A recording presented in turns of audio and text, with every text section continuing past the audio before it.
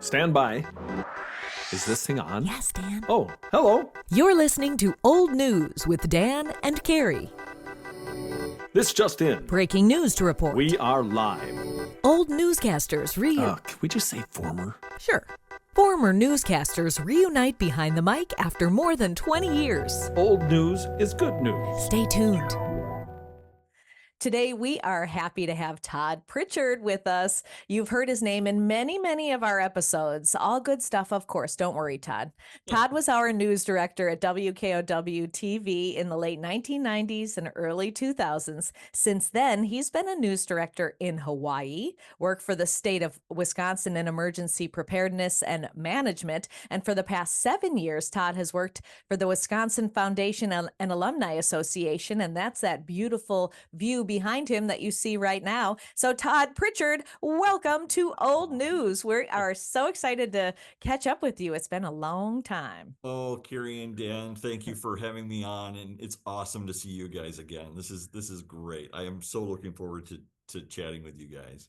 We are It's too. great to see you too. And we have to do this, right, Tod? Oh, yes, the W. UW. Where did that come from? Do you remember where that came from?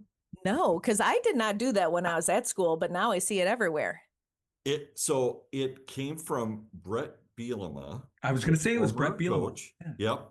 He decided that to signal in a certain play, and I don't remember what it was, but to send in a signal for a play, that was the signal for Really? one of the plays that they were calling. And so then someone spotted him doing that, like, well, hey, why don't we all start doing that? So if you're wondering, where did that come from? It was Brett Bielema. Yep. And then the whole team got so confused because they saw everybody in the stands, so they kept Right. running the play. Is that the play? Oh, okay.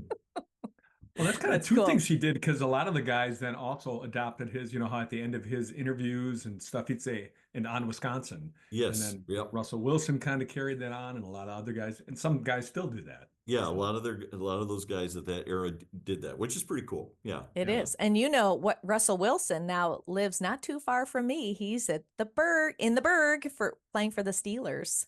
Yeah, that's Yeah, right. I know. He's like my having a neighbor now. fabulous season. This is great Yeah. seeing him come back. I know. I He's had remember some good watching weeks. him playing at Camp Randall and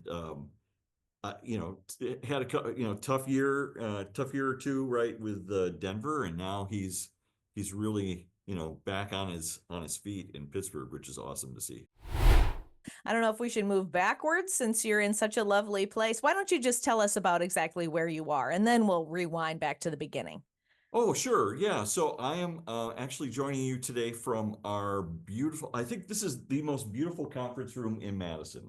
So cool. Yeah. So we're overlooking Alumni Park over here. And of course, the terrace is over here. The terrace chairs are gone for the season, but and of course, looking over the lake, which is awesome. So yeah, I am so blessed. I work at the Wisconsin Foundation and Alumni Association, as you mentioned, and it's just fabulous, and we can get into why it's so fabulous as we go along. But yeah, I thought I'm going to have a special background, so I'm going to come and join you from this beautiful, beautiful spot here overlooking the lake. It is awesome. It's almost as good as Bob Miller's, who did it from the shores of the Atlantic in Ireland. I But, can't beat Bob. Yeah, no, yours is I can't beat close. Bob. It's pretty close. It's impossible. Yeah, Madison's a pretty beautiful place. Yeah, it is. It is. And I keep coming back, and I'm here to stay now. So yes, I'm not going anywhere. So Very last I nice. remember, you were working for emergency preparedness, Wisconsin Emergency Management, but then you've been over there now for about 7 years. Mhm. Is that right? Yep. And so kind of give us an idea of what you do. Yeah, so I work with, I do media and public relations. So I get to wear like several different hats with that. One of them is that I absolutely love is storytelling. So I'm able to tell the stories of amazing Badger alumni. And I've been able to do that through, I did a series of podcasts. I've been able to do a series of videos. And it's just awesome meeting these really great people, talking with them, and and sharing their stories with the rest of the world. And I think that, sometimes we forget how many awesome people come out of this university. And I think it's good to remember that and and circle back with those folks when we can. So I've interviewed UW women's hockey standout Megan Dugan. I've talked to just endless number of people, and they all just love coming back to the university. Like, to a person, they love coming back, love sharing their stories, and love being in around the elements here of the university. Most of my job is a lot about storytelling and then helping the media tell stories, right? So you'll occasionally, even though I have a face for radio, you'll occasionally see me pop up every once in a while, talking about the university. But what I try to do is like really reach out to media, here in Madison, throughout the state, mainly, and of course around the country and the world sometimes, to help tell the story of the university and our alumni. So like Fill the Hill is always a big event for us, where it's a big fundraiser, and we always have all the morning shows come out and do live shots from the base of Bascom Hill, and we gotta always have a lineup of cameras going, and that's always a lot of fun, doing those kind of events. Are there some people who you've had to talk to that you've kind of pinched yourself, like, I can't believe I'm talking to this person, whether it was in person or live, or on the phone or whatever? Oh yeah, absolutely. Yeah, there Pull one are up a for us. lot of folks, and it's kind of like, Jay Wilson. I watched your podcast with Jay, and I'm actually from Yes. Wisconsin Rapids Yep. as well. He was from Yeah. Pittsville. He went to Assumption High School. I went to Lincoln. But I must say, I kind of like I'm just a kid from Wisconsin Rapids, and I do have to pinch myself all the time. Like, how am I actually talking to this person right now? Like, some of the ones that stand out to me, like James Patterson, the author. Yeah. His wife is a Badger alum, and he has kind of adopted the university as his own. And so I've had a chance to talk to him on several different occasions. That's been awesome. Yeah, Manu Raju, who's an alum who is now CNN's chief congressional reporter, has been here a couple of times. I've been able to talk to him. J.J. Watt, we got to do an interview with him.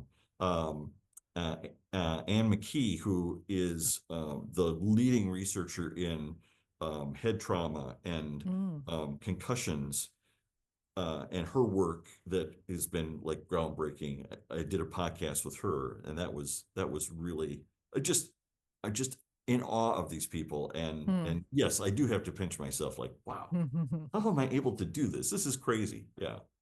Well, and that's where your media experience. I know you were a news director for many years, obviously, but you also kind of worked in the trenches. Even when you were a news director, you did, I remember. And so that experience probably came in pretty handy, and has come in handy since you've been doing public relations too. Yeah, absolutely. I think, Dan, it's kind of like, it's really come full circle for me because, I'm going to go way back. Let's go way back. I'm going to take you way back here. But, for me, like, it's all about storytelling. And I've always loved doing that all my life. And I feel like that's kind of where I started in life, basically, and then kind of have circled all the way back to that. For me, it really began with, as a kid, my mom really encouraged me to follow my passions and dreams, and she is just I'm gonna start crying probably here. She's gone now, but she made such an impact in my life. And one of the things that she did was she loved taking movies. Like, she was all about visuals. So she took home movies of everything. She and my dad used to go riding out west on motorcycles, and she would do like these shots where she would like sequence him driving down the road, and then, you know, and put these little films together. And and she did that all through my life. I love that. I love that she was able to tell these stories in pictures. And so as I grew older, I kind of like, I wanted to do that too, right? So she got me a little camera, and she showed me how to compose shots, and a lot of older TV people remember back in the day used to shoot on film, right?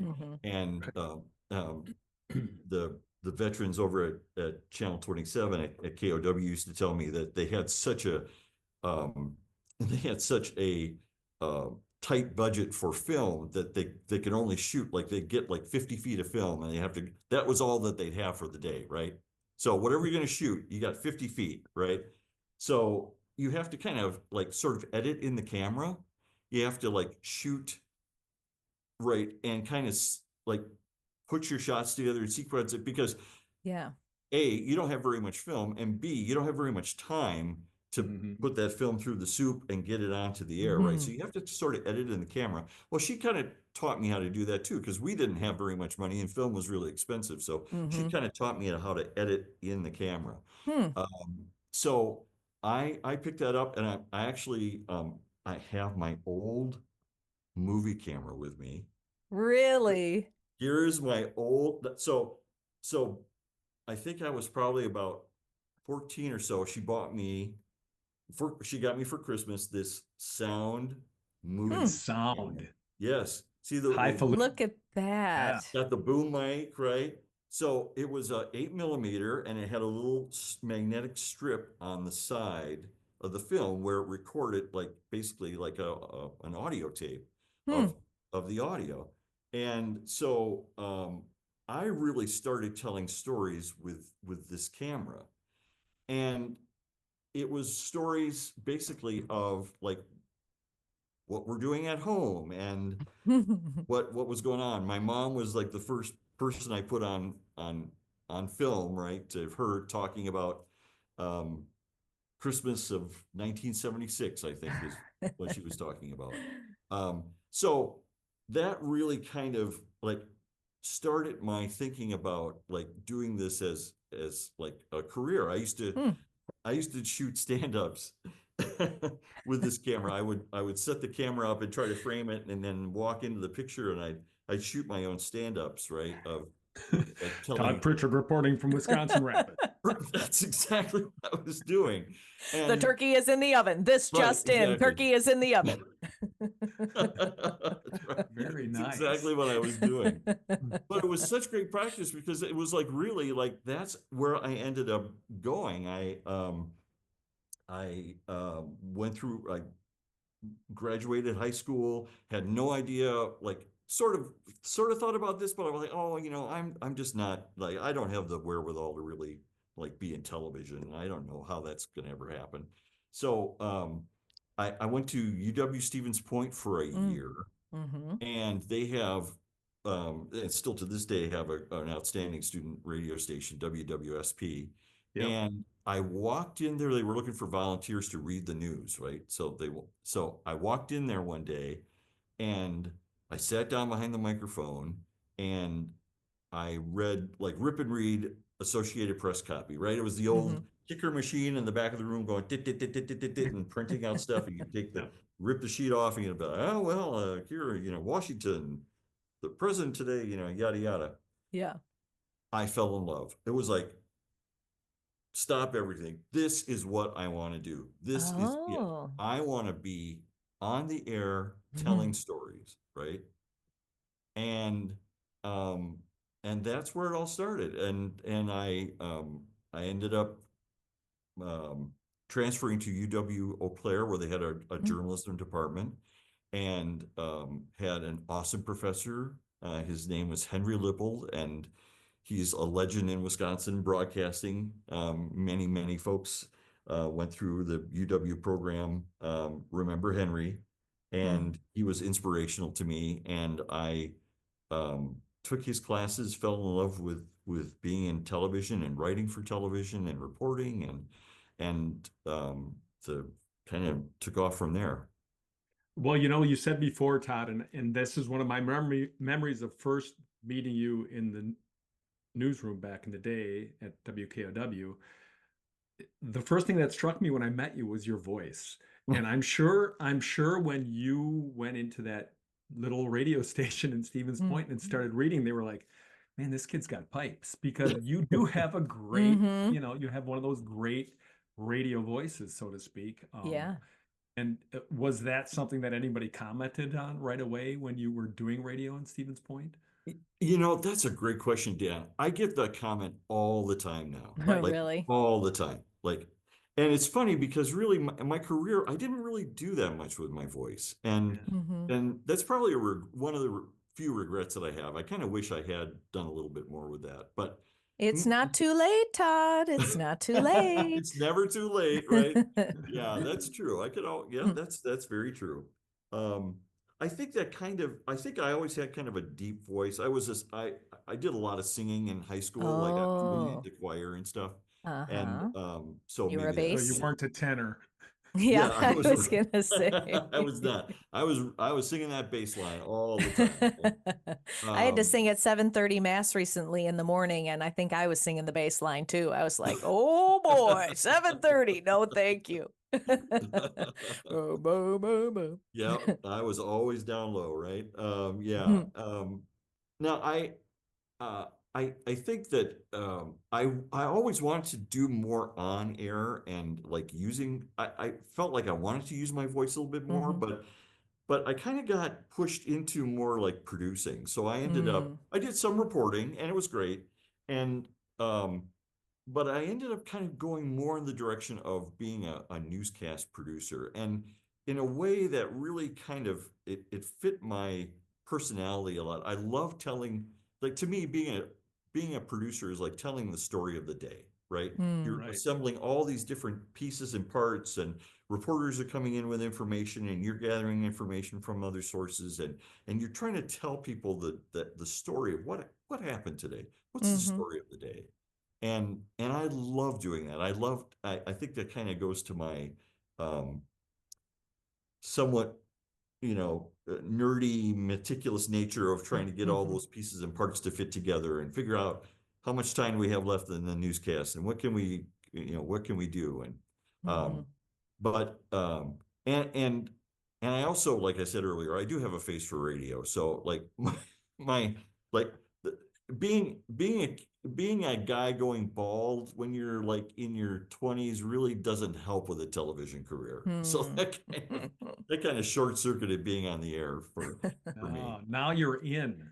You're I was in gonna now. say you're just ahead of your time. Now I everybody's bald and cool with a beard. See, like you, you're like totally trending. You were a trendsetter. That's Oh You for yeah, sure. were right. a Yeah. trailblazer. Where did you go to produce first or I report? Yes. So I was an intern at WQOW in Eau Claire, which is a sister station to WKOW. It was owned by the same, at that time it was TAC Communications. Hmm. It's been transferred hands many, many times after that. But I loved doing stories. It was great. It was one man band, right? You had this giant Ikegami camera on your shoulder, which weighed 3 billion pounds, and you had a You didn't tell them, hey, I have my own camera. yeah, I could have Yeah. just shot with this. Look at how cool that is, right? I could have Yeah. just shot with that. But Helping film. so Uh, yeah, a big 3/4 inch deck on your hip and trying to shoot stuff. Um, my first like um and kind of like Sandy Kowal, who also we could talk about, is one of my dearest friends. She started in production. I did too. I actually started in production at WEAU TV mm, in Eau Claire, which is kind of the big dog NBC station there, and still is. So I did all sorts of like, I worked production and working behind the scenes in newscasts, and then did the internship. My first real like news producing job was at WAOW, again, another sister station in Wausau.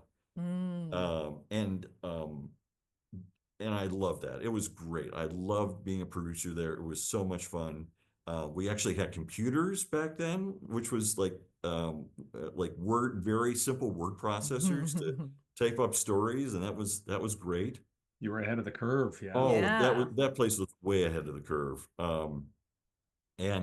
Yeah, so that's where I started, and then Mhm.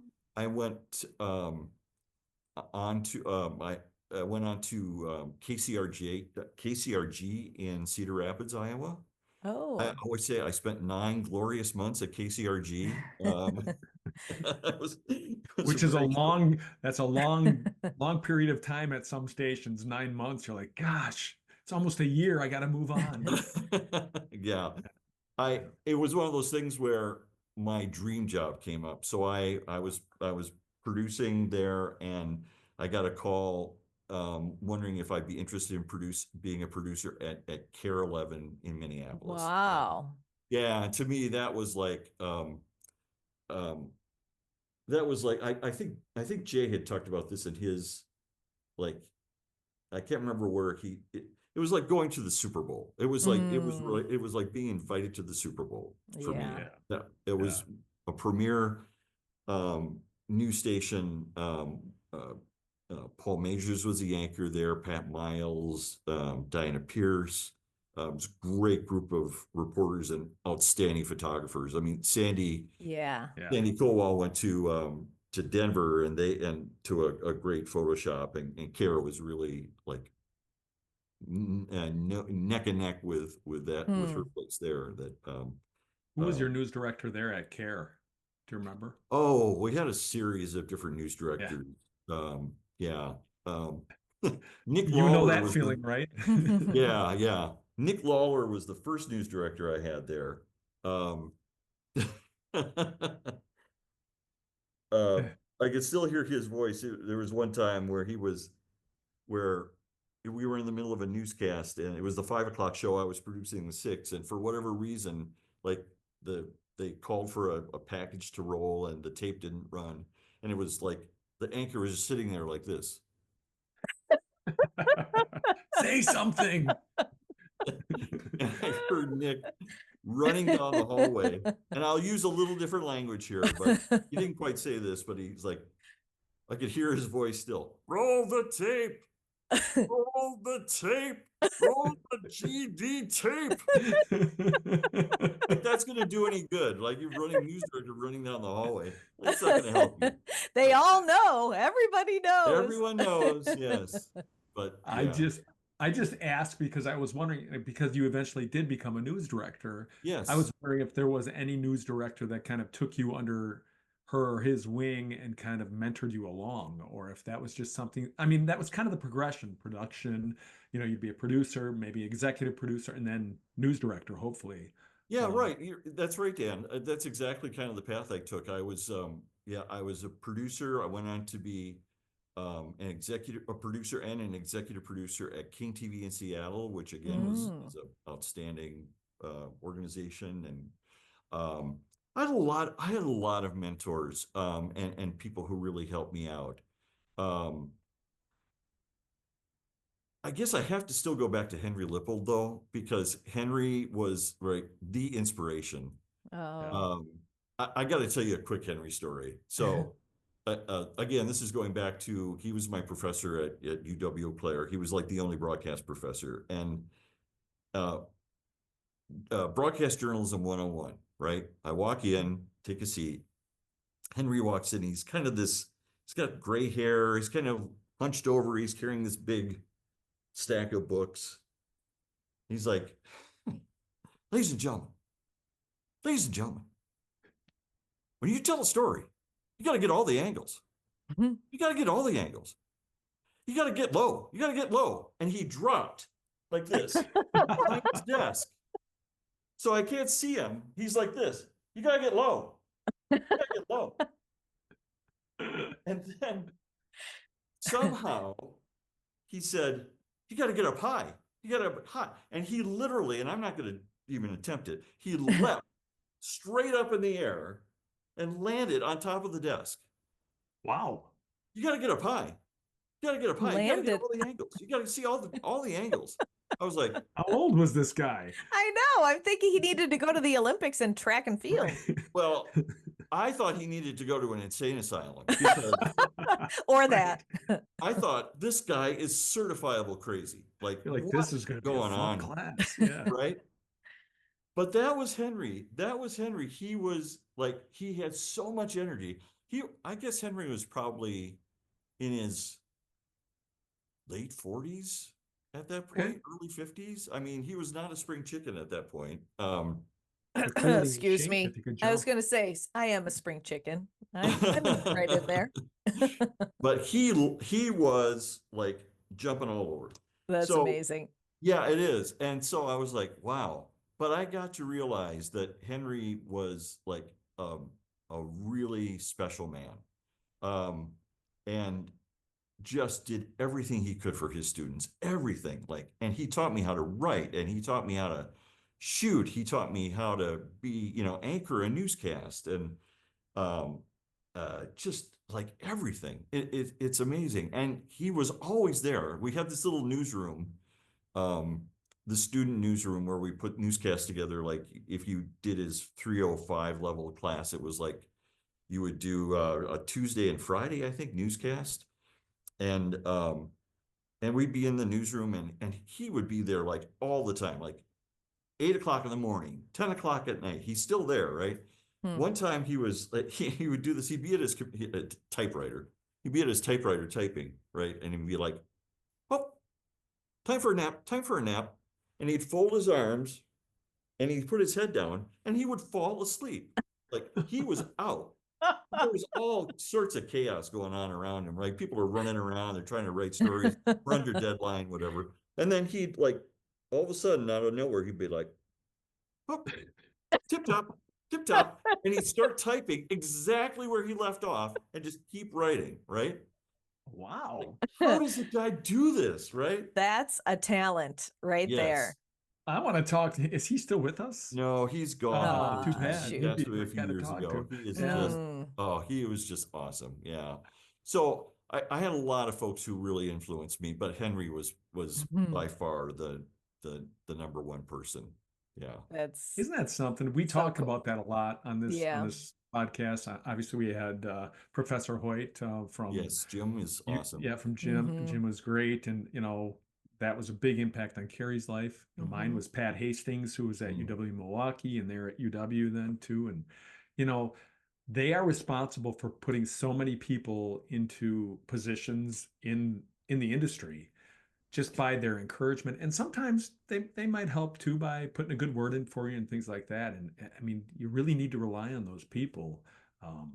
And it's always good to hear those stories about those people Mhm. because they probably don't get enough credit until people like you or Carrie or I say something to thank them. Because boy, even though sometimes the media can be a real tough business, it sure is. It was the consensus from most of the people we've talked to is that it was a great point for them to start their career. I remember Jay was, again, going back to the podcast you had with Jay Wilson, he was talking about that moment with Barry Alvarez at the Yes. Rose Bowl. I Mhm. was actually in the control room when that was happening, when the Badgers won the Rose Bowl and Jay was vamping and all of a sudden out of nowhere, Barry Alvarez came running up. He gave Jay this big bear hug. And Jay may not remember this, but I remember thinking the same thing Jay was thinking. Oh my God, is he going to like let loose on some like swearing or like because he has no idea that we're on. And he Right, that said, you're rolling. right, but he said something. I think these are his exact words. He said, "Is this great or what?" And you were probably in the control room, like with goosebumps, like, Right, I was like, "Oh, thank God. Okay, all right, good. We'll take that. That was awesome." Well, That is yeah, awesome. and I had goosebumps at that moment. Yeah, that was amazing. Yeah. At what point did you really decide, yes, I'd like to be a news director someday? That's a great question, Carrie. I really felt like I wanted to try that. Probably, I think when I was at when I was at King TV, I really I kind of progressed from being a producer to an executive producer, and I knew I probably wasn't going to be a news director in Seattle. You have to, that probably was not realistic, and that's no problem. But I really felt like I wanted to try that at some point, and the opportunity came up. I got a call from a headhunter who wanted to know if I was interested in applying for the job at 27 at WKOW. Oh. And as a news director, I was like, it was perfect timing. It was great. I felt like I was ready. And so you had mentioned Bob Miller. So I interviewed with Bob over the phone, probably about he must have called me like 12 times. I don't know. Like it was and these long, like hour-long, conversations about things, which was great. But when I got to about like number 12, I was like, oh my gosh. Am I getting this job or not? It's just so he called me up one morning. It was call number 13 or so. And I was like, he said, Todd, I got one more question for you. Like, oh, dear God, what is what is this going to be? He's like, can you sing the Wisconsin fight song? Yeah, sure. On Wisconsin. He's like, stop. Okay, you got the job. Oh, that's so cool. Yeah. So I packed my stuff and moved to Madison and walked in the newsroom and met you guys, met um, the person who would become my best friend that I've ever had in my entire life, Sandy Kowal. And we were, whatever combo you want to talk about, Batman and Robin, or, we were, Sonny and Cher. yeah, right. I think Sonny and Cher is actually a good analogy. Because Sandy can really sing. I mean, she can go, she is a good singer. Yeah, that's right. Yeah, that's true. Right. Yeah, I hadn't thought about that. That's a good point. And so can her bird. Yeah, it was just it was such a great pairing. And Sandy said it really well on your podcast. She wanted to be the manager.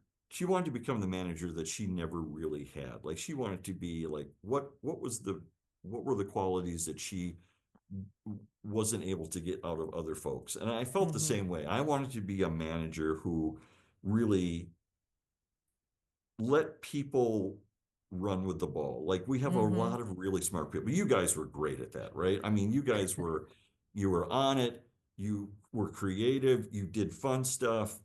You were smart. It was like, run with it, do it, go. Like I'll just jump in and kind of help tweak every once in a while or give you some feedback, but you should go. Sometimes, in news, you just have people who are just like always on you and just like constantly kind of just riding your, riding your backside, and like, just let people do their, what they're really great at. And yeah, you and Sandy were both really good at that, and you kind of have a similar personalities in that you have trust in people. I think that you trusted us to do our thing unless we proved otherwise, and it wasn't like, prove to me you can do it. It was like, we'll go and I'll rein you in if need be.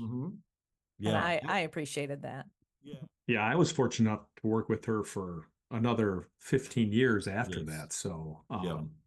it was hard to stop working together because, it's just, she is one of those people, like you said, who, she's probably that way with almost everybody, Todd. She's just one of those people you can get along with, and she's smart, and not to turn this into a Sandy Kowal love fest, but she's able to communicate with everybody no matter what. So yeah, I agree. You two had a really simpatico style, and it was very much appreciated back in the day.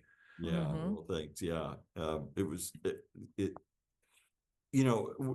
it's Carrie and I were talking a little bit earlier about kind of the secret sauce. What makes a great newsroom a great newsroom? And I think maybe that's what it really comes down to, Carrie. It's the people, right? It's Mhm. having those great relationships with people you trust.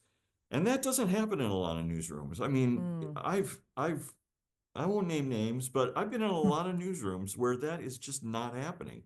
And it's kind of the culture of the place. It's kind of the people who are, are you're interfacing with every day. And, when you hire really great people who know their stuff and can just run with that ball, Yeah. that's when the magic happens, right? Mhm. And we were so fortunate. I think I realized it at the time when when we were at 27 together. Like I realized how special it was, and I knew when I left it was going to be like I really didn't want to leave, but I felt like I had to try one more experience, and Mm. um, uh, so I knew at the time it was special, and it really was.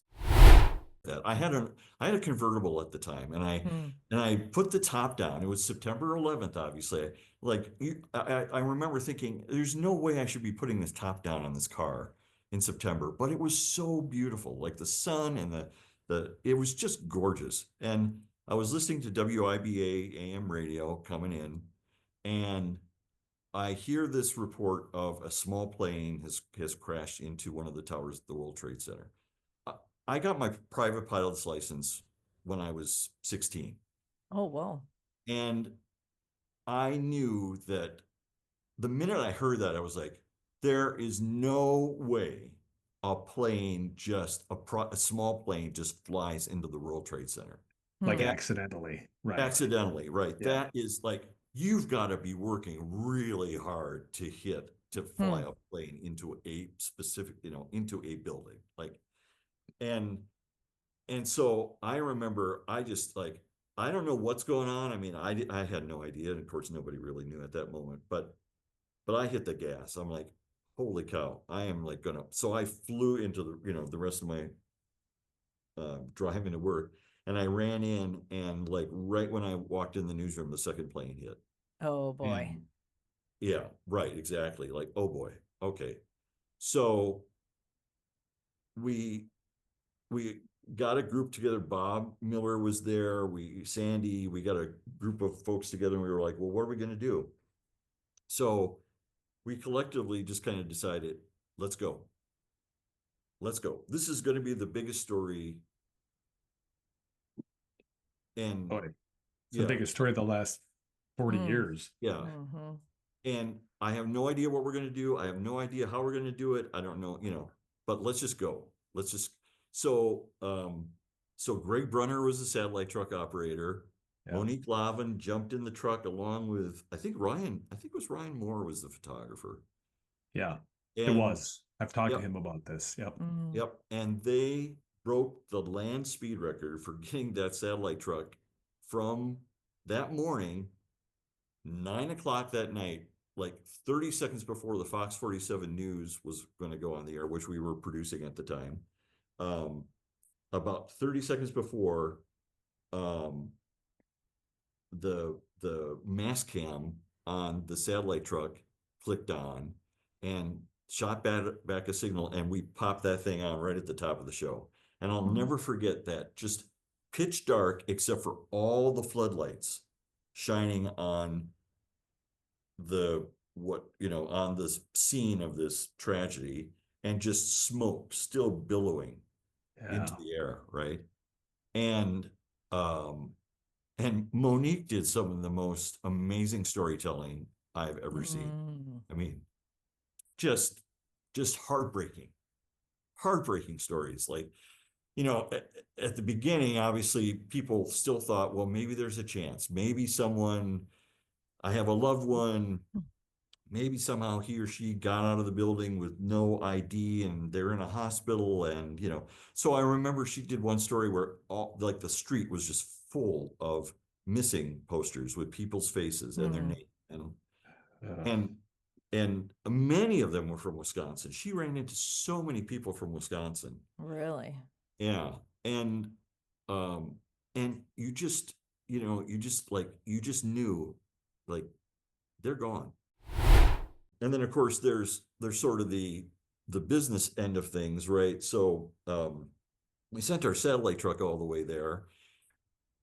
Bob Miller said to me, we have to, like, this is costing us a fortune. Like, we're buying all the satellite time, which was very expensive at the time. We have to find a way of making some, some of this money back that we're spending on this. So I ended up, like, basically living in my office, renting out the satellite truck to other TV stations that needed to do live shots, right? Really? Yeah, so not only was I was coordinating our coverage, but then I was like literally on the phone, like You're a taking satellite orders. salesman. I You was like Mr. were. Salesman, right, Yeah. right. That's What do you, interesting and quick thinking on Bob's part. yes, it was, right. So we made up the money and then Hmm. some. But I remember I literally slept on the floor of the office for a couple of days. Like, I would get a cat nap in every once in a while. I'm sitting here now thinking that would all be done now with cell phones. Right. Mm. Basically people would be on FaceTime or whatever, sending it back. I mean, I know people still have the mini units and things like that, but just the logistics involved in covering a huge event back then took so many more people and so many more people hours and the money.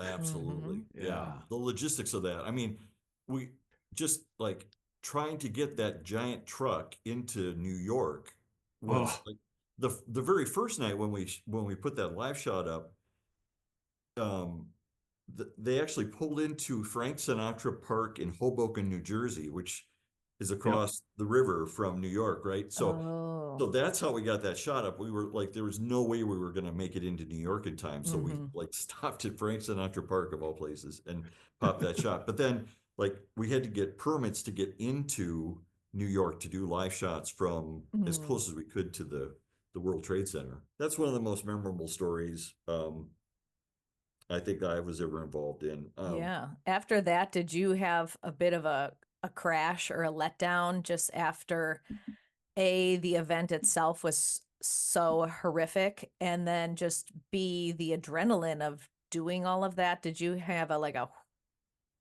crash after? I did to a certain extent, but then something really strange happened. That's when I, like, literally right after all this, probably 2 weeks after 9/11, talk about crazy timing. I got a call again from a headhunter wondering, are you interested in taking a job in Honolulu, Hawaii? Hmm. So yeah, I crashed, and then I was like, wait a sec, what? What did you just say to me? Like, did you say Honolulu?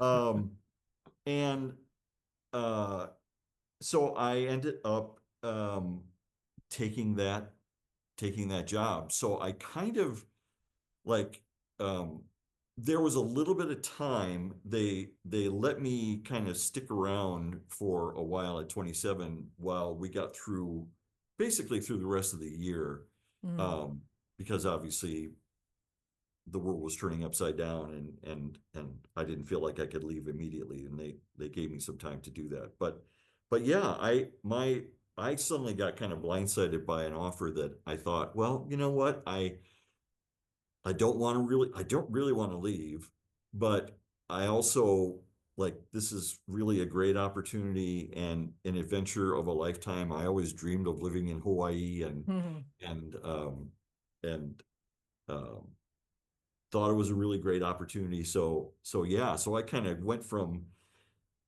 like, crazy coverage to kind of an emotional letdown to, holy cow, I got to spin up and, like, move to to Honolulu. So How uh, long were you there in Honolulu then?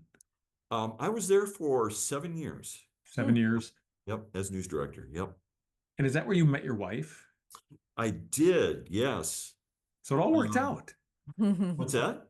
So it all worked out. It did. It was, yes. I'll tell you a funny story about that. I was um, obviously moved by myself, and worked for several years, and was like, I really, I so want to have someone special in my life. I want to have a family, that kind of stuff. But how do I make that happen? So, um, there was, and I think it's still around, there was a program called It's Just Lunch, where you could Mm, sign up and they would, Yes. yeah, have you Yeah. heard of that? I do I remember that. have. Yeah. This is not a commercial for It's Just Lunch because I Okay. don't know if they use, but Unless they they would want to pay match, us, then yes, we'll take Yeah. yeah, it. they match you up with people who, they do a very extensive profile and match you up with people that they think would be a good fit.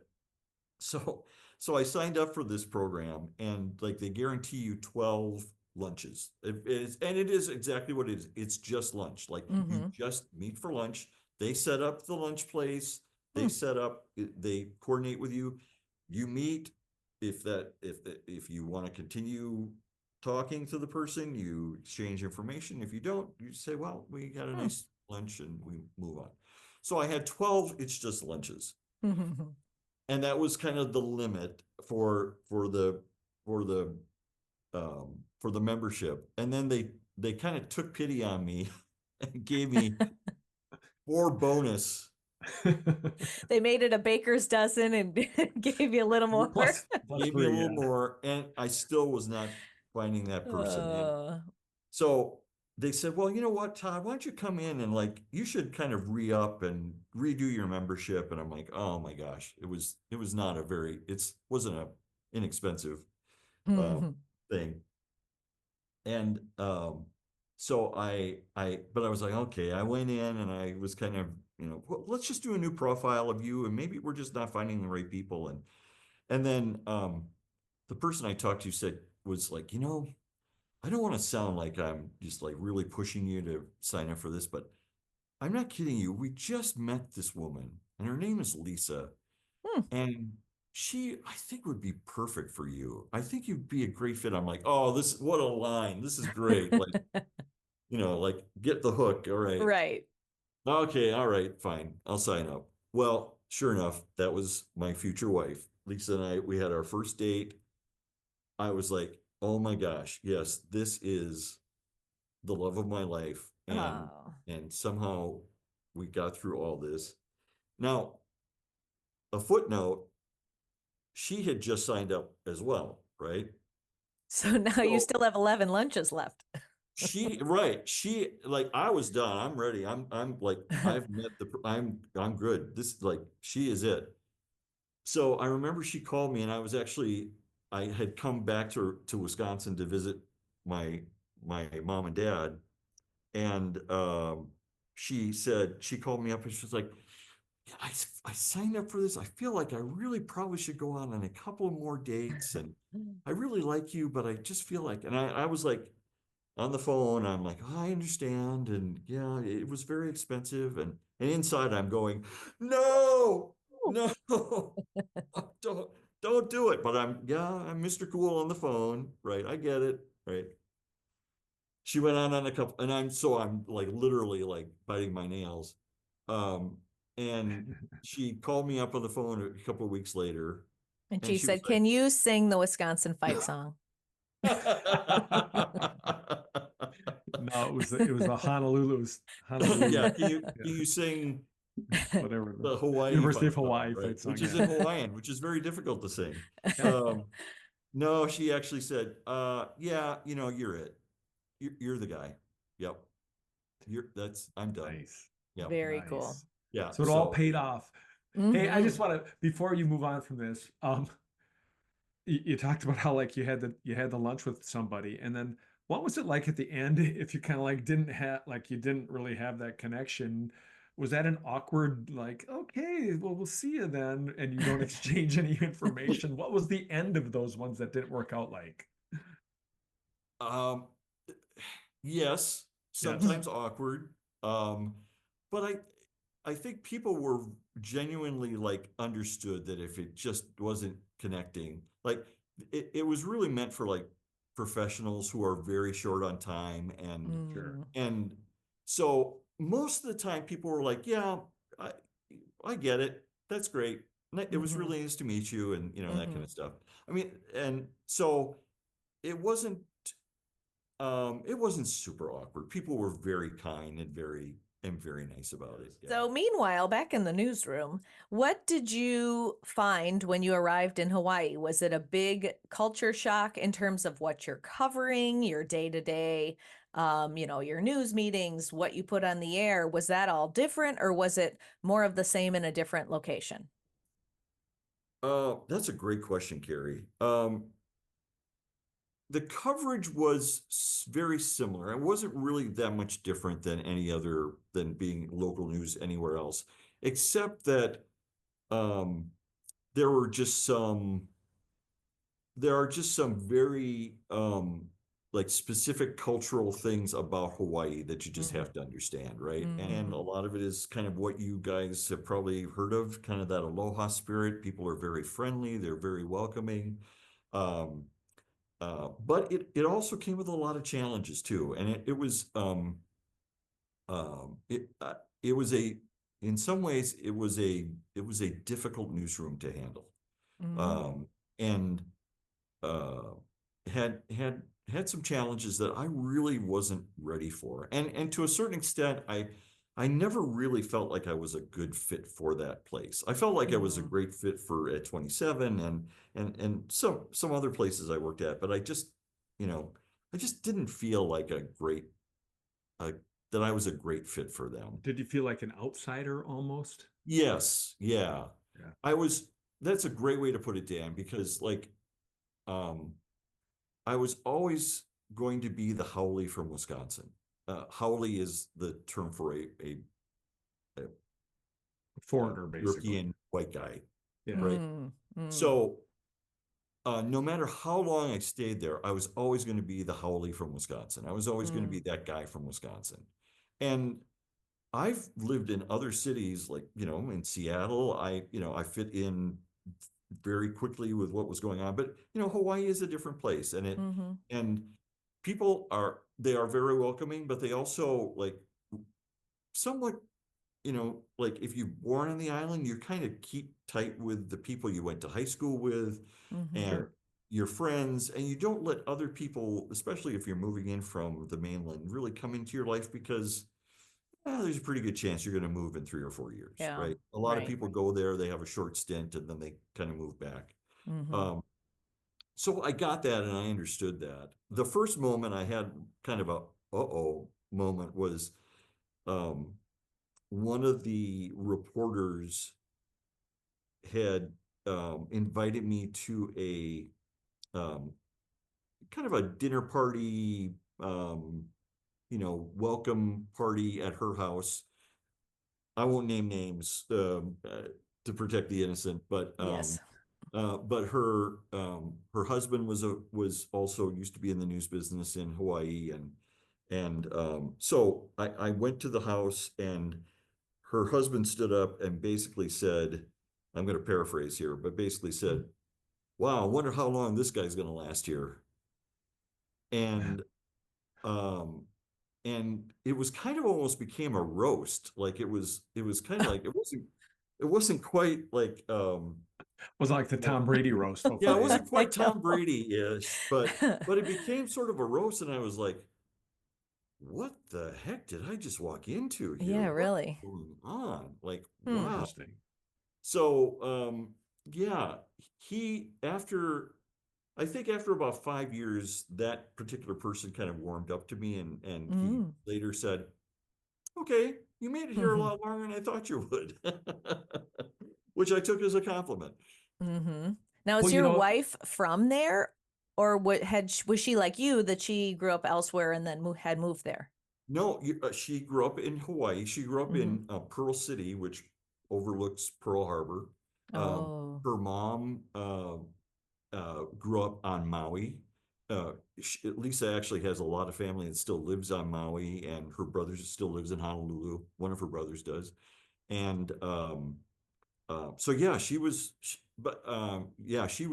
born and raised there, and in fact, still works for a company based in Hawaii. She just does everything Oh. remotely, and gets to go back every once in a while and see family and friends, and we've gone back a couple of times, several times since then, since leaving. Mhm. But yeah, Is there any type of, we just recently talked to Patty Lowe, and Patty Lowe has done a lot of work with, the native people here in Wisconsin and the Midwest. And she had a program where, and still does, I think, where she goes and, takes young journalists to learn about those different cultures. Is there anything like that there in Hawaii, or was there that kind of, because I can't imagine going there and trying to cover, if I'm sent to Indiana or Ohio here or Minnesota, it's a pretty homogenous culture. But you go over there and you have indigenous people, and you have, people from Asia. There's just a whole bunch of different people. Is there any kind of training like that? Not really. No. And there probably should be. I mean, and you're spot on. I mean, the native Hawaiian culture, um, uh, his was always very prominent and vocal and really interesting to cover their issues. I found it fascinating, and we did a lot of coverage of Native American issues, Yeah. and Native Hawaiian issues. Yeah. But the the thing about Hawaii is that are just layer upon layer upon layer of folks who came in, right? Like you just mentioned, like Mhm. the first people who really came to Hawaii to kind of settle and live there were Portuguese. Yeah. So there were a lot of Portuguese people, and then a lot of Chinese people came, and Japanese, and kind of these layers of folks who came to work mainly in like the sugarcane fields or pineapple fields, um, really kind of plantation lifestyle stuff. Mhm. Mhm. Lisa's mom grew up that way. She basically grew up on a plantation, Mm. um, with a company store, and very, very tough conditions. Mm. Um, so yeah, it's layer upon layer upon layer of culture. Back in the day, you were dealing with like your newsroom was in Honolulu on the island of Oahu, but there's stuff going on Maui, and there's stuff going on the Big Island and stuff. So we had freelancers, right, that would shoot Mm. video, and then literally run to the airport, put the tape on the plane Mm. to fly back to Honolulu. Someone would have to run out to the airport and pick up the tape to bring it back, or sometimes we'd send a truck to the airport to edit it in the truck and then, beam something back. So, like, if you had a big story breaking there, you were at the mercy of like flying crews Wow. from Honolulu, or either relying on your freelancers or flying crews over to the islands. Like, there was a big earthquake um, on the Big Island when I was there, and we literally were like ferrying crews back and forth all the time, like back and forth, back and forth. You go there, Mm. shoot a story, get back on the plane, fly. It was Yeah. really hard. Like we were able to. I remember NBC set up shop with kind of a flyaway satellite dish that they could Yeah. set up, and we Mm. begged and borrowed and Mhm. stole from that, and went live from the Big Island, which was like really unheard of. It just never happened that way. And then Bob So Miller was there renting out time. right, exactly. Yeah. Pritchard, go sell that satellite dish. So there was no microwave capabilities. You didn't have, I'm surprised there wasn't something like that set up between the islands. They talked, there was a lot of talk about doing that for many years. Like the stations were all, for a while there, we were trying to come up with some sort of cooperative agreement where we could share a microwave. Yeah. In Wisconsin back in the day, this is really going in the Wayback Machine, but Mhm. back in the day, the WKOW and all the other former TAC stations had microwave links because of the lottery, right? Mhm. So to Oh. broadcast the lottery from Milwaukee, there was a fairly elaborate microwave system set up to beam the picture from Milwaukee to all the different TV stations around the state Mm. Yep. for the drawings. And so all the stations use that to share video, right? We'd have We like called this it really short Wisnet. little window, like about a 15-minute window to send video to whoever we needed to, or get video. But yeah, there wasn't anything like that on the islands, and it was all, you know. Of course, now again, technology's changed, and they can go live from anywhere pretty much. But Right. Did you stay in touch with people in the news business in Hawaii? Specifically, I'm thinking of the Maui fires last year. Were you in touch with them about what they were seeing and experiencing?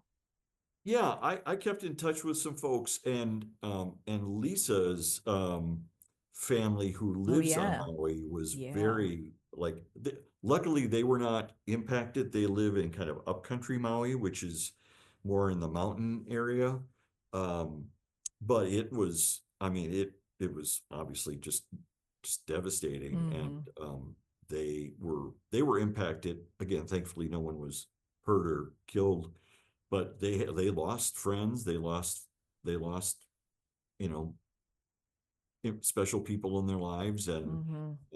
they also had to kind of deal with all the, the water supply going down, the, electric, internet. I mean, it was just like, it really was a tough go for many, many months up there. What got you back here to Wisconsin then, Todd? That's a great question, Dan. Um, I I kind of had an epiphany. I was sitting in the Kahala Mall, which is this like little indoor mall just outside of Honolulu. And I just was like really like like thinking to myself, what am I doing? What am I Hmm. doing? I'm not really super happy here. I've met this wonderful woman. We've had our son Sean, who is the the greatest blessing of my life. And but struggling in that newsroom, really having a hard time with that newsroom. And at the very same time, my mom and dad were starting to have some pretty major health issues. And Hmm. my dad was beginning to suffer from dementia. My mom was trying to take care of him. And I was like, what am I doing? What am I doing? I just kept asking myself. So God bless Lisa. She was a trooper, and she said, if you need to get back to Wisconsin, let's go back to Wisconsin. So we moved. We just packed our stuff up and headed back. And um, again, I kind of go back to Sandy and her discussion with you guys. She really wanted to. Her mom was such an important, special person in her life, and I think the way she said it was she wanted to really be there for her the end of that journey. Hmm. I Yep. felt so strongly about that. I really Hmm. felt like I really needed to get back to help both of them, Hmm. and to make that the end of their journey um uh the best it could be. You two talk so much yourself. I have to close my I was shade. gonna say I was gonna say fire your lighting director, Dan.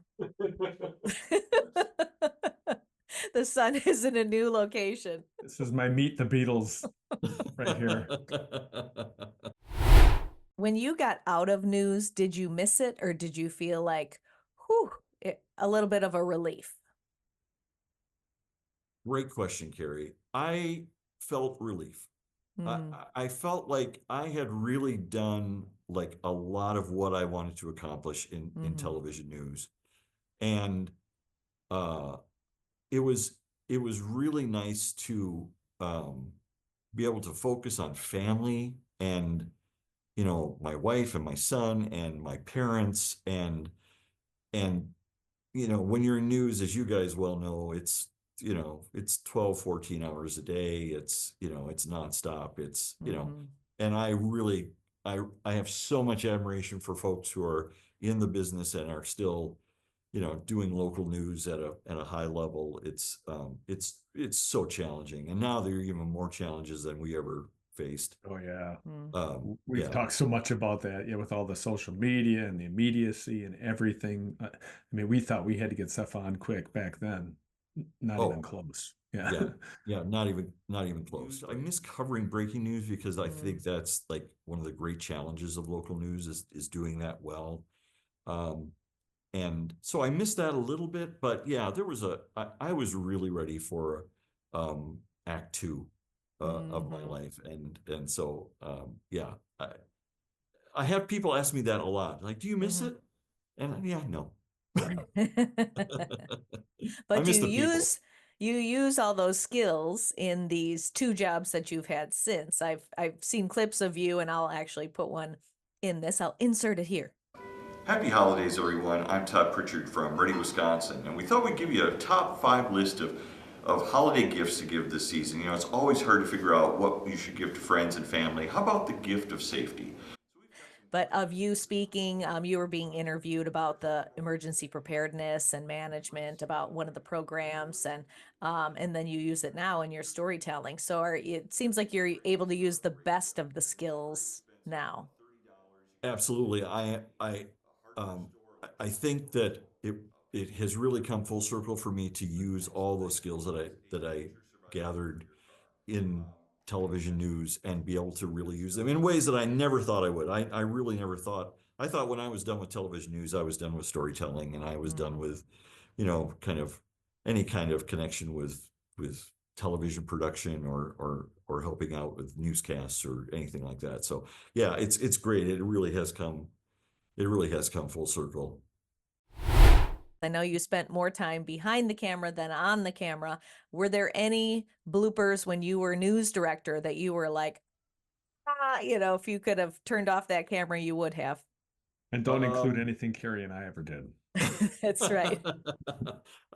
We are you guys never had excluded. a blooper. I have one when I was a producer at CARE in Minneapolis. Oh God, this is a terrible story, but it's a good blooper. I had gone on vacation for a while, so I was out of the newsroom for a couple of weeks, and I came back and I was producing the 6 o'clock newscast, and this was like in 1991, I think. The Minnesota Twins were in the World Series, right? And they were when I was gone, they had started this segment of the 6 o'clock news where they would go to Las Vegas live and interview a guy at like this sports book place. Okay. Basically what all of sports talk radio is now. Right. Yes. Exactly. Right. Yes. Exactly. Right.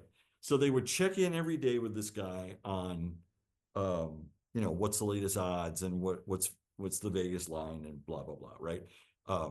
So it was a satellite shot. We'd have to get that all set up.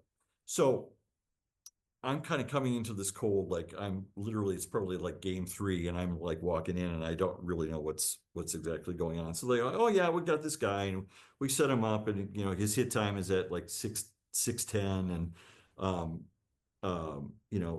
so you'll just have the anchors throw to Jimmy the Weasel and Jimmy is going to give you like the line and stuff, right? Jimmy Like, the Weasel. okay, all right, we're going to toss it to Jimmy the Weasel. Okay, all right, got it. So I write the script up and I basically, like, okay, I have it for the anchors and right. Okay, so one of the anchors like, we're going to go right now and we're going to Las Vegas Live and we're going to talk to Jimmy the Weasel. That was not his name. Oh no. That was the nickname that the people in the newsroom gave him behind the scenes. Oh no. So when we called him Jimmy the Weasel on the air, first he had a look of shock, then he had a look of anger, and then he shouted, I am not Jimmy the Weasel. What are you guys doing? Oh my gosh. The script got approved by the executive producer and the anchor who had been here and reading it and and everyone's looking at me. I'm like, you guys told me his name's Jimmy the Weasel. That's all I knew. I don't know. I haven't been here for the last 2 weeks. My gosh. So yeah, we call this guy Jimmy the Weasel on the air. And was that his last report for you? That was his last report. Well, that's a fair mistake because, there was Jimmy Yeah. the Greek doing odds Right, on exactly. I thought Jimmy the NFL Greek, Live. right? Yeah. Yeah. Very famous CBS sports guy, right? I'm like, okay, Jimmy the Weasel. All right. It sounds like kind of a mob name, but all right, I'll go with it. It's fine, right? Hysterical. No. Oops. That was- Big that oops. was- Well, that's a good one. That's a that was really not good his one, name. Todd. Well, Todd, we have kept you long enough, and we appreciate your time and all your stories so much. It's been awesome catching up with you.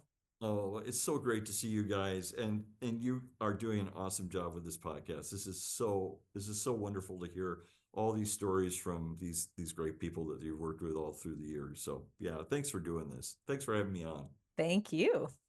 Thanks, Todd. Great talking with you.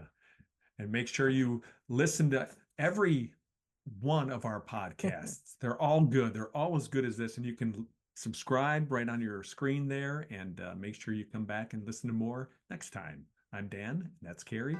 Thanks, Todd. Bye.